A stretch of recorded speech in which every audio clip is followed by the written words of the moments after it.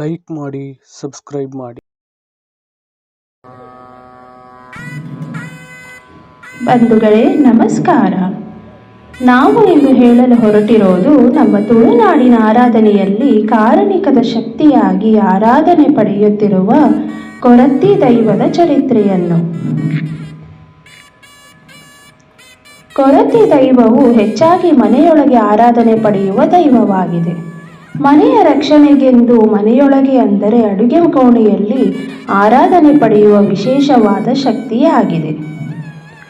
ಕೊರತಿ ದೈವಕ್ಕೆ ಮನೆಯ ಹೆಂಗಸರ ಮೇಲೆ ಅತೀವ ಪ್ರೀತಿ. ಮನೆಯಲ್ಲಿ ಏನಾದರೂ ವಿಶೇಷವಾದ ಅಡುಗೆ ಪದಾರ್ಥಗಳನ್ನು ಮಾಡಿದರೆ ಮೊದಲು ಕೊರತಿ ದೈವಕ್ಕೆ ಬಡಿಸಿ ಕೈ ಮುಗಿಯುವ ಸಂಪ್ರದಾಯ ತುಳುನಾಡಿನಲ್ಲಿ ಇದೆ. ಕೊರತಿ ದೈವದ ಭಂಡಾರವು ಮನೆಯ ಅಡುಗೆ ಕೋಣೆಯಲ್ಲಿ ಮಂಚ ಅಥವಾ ಒಂದು ಮರದ ಹಲಗೆ ಮೇಲೆ ಇಟ್ಟು ಆರಾಧನೆ ಮಾಡಲಾಗುತ್ತದೆ. ಈ ದೈವ ಮನೆಯ ಒಳಗೆ ಆರಾಧನೆ ಪಡೆಯುವ ಕಾರಣ ಮನೆಯಲ್ಲಿ ಬರುವ ಯಾವುದೇ ರೀತಿಯ ಸೂತಕದ ಆಚರಣೆಯ ಪದ್ಧತಿಗಳು ಕೊರತಿ ದೈವಕ್ಕೆ ಅನ್ವಯ ಆಗುವುದಿಲ್ಲ. ಮನೆಯಲ್ಲಿ ಏನಾದರೂ ಸಮಸ್ಯೆಗಳು ಆದಲ್ಲಿ, ದನ ಕರುಗಳು ಸಾಕು ಪ್ರಾಣಿಗಳಿಗೆ ಸಮಸ್ಯೆಗಳಾಗಿದ್ದಲ್ಲಿ ಕೊರತಿ ದೈವಕ್ಕೆ ಕೈ ಮುಗಿದು ಬೇಡಿಕೊಂಡರೆ ಸಮಸ್ಯೆ ಪರಿಹಾರ ಆಗುತ್ತದೆ ಎಂಬ ನಂಬಿಕೆ ಇದೆ.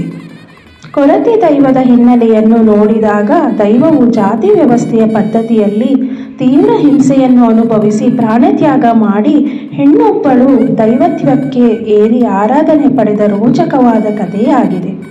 ತನ್ನನ್ನು ಜಾತಿ ವ್ಯವಸ್ಥೆಯಲ್ಲಿ ಅವಮಾನ ಮಾಡಿದ ಜನರಿಂದಲೇ ಆರಾಧನೆ ಪಡೆದು ಕಾರಣಿಕ ಮೆರೆದ ಸ್ತ್ರೀ ಮೂಲ ದೈವವಾಗಿದೆ.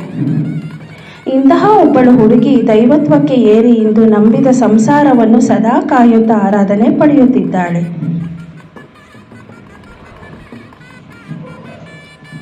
ಕೊರತಿ ದೈವಗಳಲ್ಲಿ 3 ರೀತಿಯ ಕೊರತಿ ದೈವಗಳು ಆರಾಧನೆ ಪಡೆಯುತ್ತವೆ. ವಿಶೇಷವೆಂದರೆ 3 ರೀತಿಯ ಕೊರತಿ ದೈವಗಳು ವಿಭಿನ್ನ ರೀತಿಯಲ್ಲಿ ಆರಾಧನೆ ಪಡೆಯುತ್ತವೆ. ಮೊದಲನೆಯದು ಅಗ್ನಿ ಕೊರತಿ. ಅಗ್ನಿ ಕೊರತಿ ದೈವದ ಹಿನ್ನೆಲೆಯನ್ನು ನೋಡುವುದಾದರೆ ಕೊರಗ ಸಮುದಾಯಕ್ಕೆ ಸೇರಿದ ಪೊಲಾಪುಂಜವು ಮತ್ತು ಗಾಳಿಭದ್ರ ಎಂಬ ದಂಪತಿಗಳಿಗೆ ಹೆಣ್ಣು ಮಗುವೊಂದು ಜನಿಸುತ್ತದೆ. ಈ ಮಗುವಿಗೆ ಸತ್ಯ ಬ್ರಾಹ್ಮರಿ ಎಂಬ ಹೆಸರನ್ನು ಇಡುತ್ತಾರೆ. ಹುಡುಗಿ ಬೆಳೆಯುತ್ತಾ ದೊಡ್ಡವಳಾಗುತ್ತಾಳೆ. ಒಂದು ದಿನ ಹೆತ್ತವರ ಅನುಮತಿ ಮೇರೆಗೆ ಸತ್ಯ ಬ್ರಾಹ್ಮರಿ ಶುದ್ಧ ನೀರು ತರಲು ತುಳು ಭಾಷೆಯಲ್ಲಿ ಪುಣ್ಯ ನೀರು ಎಂದು ಕರೆಯುತ್ತಾರೆ. ದೇವಾಲಯವೊಂದಕ್ಕೆ ಹೋಗುತ್ತಾಳೆ. ದೇವಾಲಯ ಎದುರು ನಿಂತಿದ್ದ ಅರ್ಚಕರೊಬ್ಬರು ನೋಡುತ್ತಿರುತ್ತಾರೆ. ದೇವರಿಗೆ ಕೈ ಮುಗಿದು ಶುದ್ಧ ನೀರು ತರಬೇಕು ಎನ್ನುವಷ್ಟರಲ್ಲಿ ಸತ್ಯ ಬ್ರಾಹ್ಮರಿಯನ್ನು ಅರ್ಚಕರು ತಡೆಯುತ್ತಾರೆ. ನೀನು ಕೀಲು ಸಮುದಾಯದವಳು, ನಿನಗೆ ದೇವಾಲಯದ ಒಳಗೆ ಪ್ರವೇಶವಿಲ್ಲ, ದೇವರ ದರ್ಶನಕ್ಕೆ ಅನುಮತಿ ಇಲ್ಲ ಎಂದು ಹೇಳುತ್ತಾರೆ. ಇದರಿಂದ ತೀವ್ರ ಬೇಸರಗೊಂಡ ಸತ್ಯ ಬ್ರಾಹ್ಮರಿಯು ಅಲ್ಲಿಂದ ಸಪ್ಪೆ ಮೊರೆ ಹಾಕಿ ಹಿಂತಿರುಗುತ್ತಾಳೆ. ಈ ಹುಡುಗಿ ಇನ್ನೆಲ್ಲಿ ದೇವಾಲಯದ ಒಳಗೆ ಹೋಗುತ್ತಾಳೋ ಎಂಬ ಸಂದೇಹದಿಂದ ಅರ್ಚಕರಿಬ್ಬರು ಅವಳ ಬೆನ್ನ ಹಿಂದೆ ಸಾಗುತ್ತಾರೆ. ಇದರಿಂದ ಮತ್ತಷ್ಟು ಚಿಂತೆಗೆ ಜಾರಿದ ಸತ್ಯ ಬ್ರಾಹ್ಮರಿ ಅಲ್ಲಿಯೇ ಇದ್ದ ಅಗ್ನಿಕುಂಡಕ್ಕೆ ಹಾರಿ ಪ್ರಾಣತ್ಯಾಗ ಮಾಡುತ್ತಾಳೆ. ಮುಂದೆ ಮಾಯಾಲೋಕದಿಂದಲೇ ತನ್ನ ಅಸ್ತಿತ್ವವನ್ನು ತೋರ್ಪಡಿಸಿದ ಸತ್ಯ ಬ್ರಾಹ್ಮರಿಯು ಕೊರತಿ ದೈವವಾಗಿ ಆರಾಧನೆ ಪಡೆಯುತ್ತಾಳೆ. ಮುಳಿ ಹಿತ್ತಲಿಗೆ ಹೋಗಿ ಭಗವತಿ ದೇವಿಯ ಸಾನ್ನಿಧ್ಯದಲ್ಲಿ ಅಗ್ನಿ ಕೊರತಿಯಾಗಿ ಆರಾಧನೆ ಪಡೆಯುತ್ತಾಳೆ. ಅಲ್ಲಿಂದ ತುಳುನಾಡಿನೆಲ್ಲೆಡೆ ಆರಾಧನೆ ಪಡೆಯುತ್ತಾಳೆ. ಅಗ್ನಿ ಕೊರತಿಯ ನರ್ತನ ಸೇವೆಯಲ್ಲಿ ಸ್ವಲ್ಪ ಕಟ್ಟಿಗೆಯನ್ನು ರಾಶಿ ಹಾಕಿ ಅಗ್ನಿ ಅರ್ಪಣೆ ಮಾಡಲಾಗುತ್ತದೆ. ಕಟ್ಟಿಗೆ ಉರಿದ ನಂತರ ಅಗ್ನಿ ಕೊರತಿ ದೈವವು ಅಗ್ನಿಗೆ ಬೀಳುವುದು. ಅಗ್ನಿಯಲ್ಲಿ ಆಟ ಆಡುವ ದೃಶ್ಯವನ್ನು ಕಾಣಬಹುದು.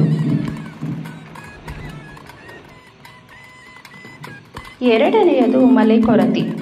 ಬಿಲ್ವಿದ್ಯೆಯಲ್ಲಿ ಭಾರೀ ಪ್ರಾವೀಣ್ಯತೆ ಹೊಂದಿದ್ದ ಅರ್ಜುನನ ಬಿಲ್ವಿದ್ಯೆಯನ್ನು ಪರೀಕ್ಷೆ ಮಾಡಲು ಪಾರ್ವತಿ ದೇವಿಗೆ ತಿಳಿಸದೆ ಭಗವಂತ ಶಿವನು ಕಿರಾತಕರ ವೇಷದಲ್ಲಿ ಬರುತ್ತಾನೆ. ಒಂದು ದಿನ ಅರ್ಜುನ ಮತ್ತು ಕಿರಾತಕ ಮುಖಾಮುಖಿಯಾಗುತ್ತಾರೆ. ಕಿರಾತಕ ಮತ್ತು ಅರ್ಜುನರ ಯುದ್ಧದಲ್ಲಿ ಅರ್ಜುನನಿಗೆ ಜಯವಾಗುತ್ತದೆ. ಅರ್ಜುನನ ಸಾಮರ್ಥ್ಯವನ್ನು ಕೊಂಡಾಡಿದ ಶಿವನು ಅರ್ಜುನನಿಗೆ ಪಾಶುಪತಾಸ್ತ್ರವನ್ನು ನೀಡುತ್ತಾನೆ. ಇತ್ತ ಶಿವನನ್ನು ಕಾಣದೆ ಚಿಂತೆಗ್ರಸ್ತಳಾಗಿ ಪಾರ್ವತಿ ದೇವಿ ಶಿವನನ್ನು ಹುಡುಕುತ್ತಾ ಭೂಮಿಗೆ ಬರುತ್ತಾಳೆ. ಇದನ್ನು ನೋಡಿದ ಶಿವನು ನೀನು ಭೂಮಿಯಲ್ಲಿಯೇ ಇದ್ದು ಇಲ್ಲಿಯ ರಕ್ಷಣೆ ಮಾಡುತ್ತಾ ಇರು ಎಂದು ವರವನ್ನು ನೀಡುತ್ತಾನೆ. ಇದರಿಂದ ಪಾರ್ವತಿ ದೇವಿ ಮಲೆ ಕೊರತಿಯಾಗಿ ಆರಾಧನೆ ಪಡೆಯುತ್ತಾಳೆ ಎಂಬ ನಂಬಿಕೆ ಇದೆ. ಮಲೆ ಅಂದರೆ ಕಾಡು. ಮಲೆನಾಡಿನ ಕಾಡು ಪ್ರದೇಶದ ಬದಿಗಳಲ್ಲಿ ಮಾತ್ರ ಮಳೆ ಕೊರತೆಯ ಸಾನ್ನಿಧ್ಯ ಕಾಣಸಿಗುತ್ತದೆ. ಮೂರನೆಯದು ಜಾಲ ಕೊರತೆ. ಜಾಲ್ ಎಂದರೆ ತುಳು ಭಾಷೆಯಲ್ಲಿ ಅಂಗಳ ಎಂದರ್ಥ. ಮನೆಯ ಅಂಗಳದಲ್ಲಿ ಒಂದು ಕಲ್ಲು ಹಾಕಿ ಕೊರತಿ ದೈವವನ್ನು ನಂಬಲಾಗುತ್ತದೆ.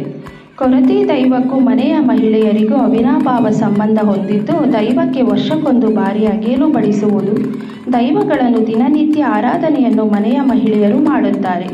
ಮನೆಗೆ ಬರುವ ದುಷ್ಟಶಕ್ತಿಗಳಿಂದ ರಕ್ಷಣೆಯನ್ನು ನೀಡುತ್ತದೆ. ಆದ್ದರಿಂದ ಕೊರತಿ ದೈವವನ್ನು ಅನ್ನಪೂರ್ಣೇಶ್ವರಿ ಎಂದು ಭಕ್ತಿಯಿಂದ ಕರೆಯಲಾಗುತ್ತದೆ. ಕೊರತಿ ದೈವಕ್ಕೆ ಕತ್ತಿ, ಹಿಡಿ, ಸುಡಿ ಮುಂತಾದವುಗಳೇ ಆಯುಧಗಳಾಗಿವೆ. ದೈವದ ನರ್ತನ ಸೇವೆಯಲ್ಲಿ ದೈವದ ಪಾತ್ರೆಯು ಕತ್ತಿಯಲ್ಲಿ ಕೆಲಸ ಮಾಡುವುದು, ಕಸ ಗುಡಿಸುವುದು, ಭತ್ತದ ಕೊಯ್ಲು ಕೊಯ್ಯುವ ಸನ್ನಿವೇಶ, ತಡಪೆ ಅಥವಾ ಗರಸೆಯಲ್ಲಿ ಭತ್ತ, ಅಕ್ಕಿಯ ಕಾಳು ತೆಗೆಯುವ ಸನ್ನಿವೇಶ ನೃತ್ಯದಲ್ಲಿ ತೋರಿಸಲಾಗುತ್ತದೆ. ಹೆಂಗಸರ ಜೊತೆ ಅವಿನಾಭಾವ ಸಂಬಂಧ ಹೊಂದಿರುವ ಕೊರತಿ ದೈವವು ದೈವದ ನರ್ತನಾ ಸೇವೆಯ ಸಂದರ್ಭದಲ್ಲಿ ದೈವದ ಪಾತ್ರೆಯು ಪಾಡ್ಡಾನವನ್ನು ಹೇಳುತ್ತಾ ಓ ಪುನ್ನದ ಸೂಳೆ ಎಂಬ ಮಾತಿನಿಂದ ಕರೆಯುವ ಸಂಪ್ರದಾಯವೂ ಇವೆ. ಈ ದೈವದ ನರ್ತನಾ ಸೇವೆಯಲ್ಲಿ ಮಹಿಳೆಯರಿಗೆ ಹೆಚ್ಚು ಪ್ರಾಶಸ್ತ್ಯವನ್ನು ನೀಡಲಾಗುತ್ತದೆ.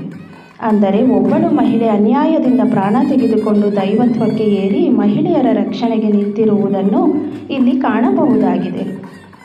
ಇಲ್ಲಿ ನಾವು ಕೇಳಿ ತಿಳಿದುಕೊಂಡ ಕಥೆಯನ್ನು ನಿಮ್ಮ ಮುಂದಿಟ್ಟಿದ್ದೇವೆ. ಧನ್ಯವಾದಗಳು.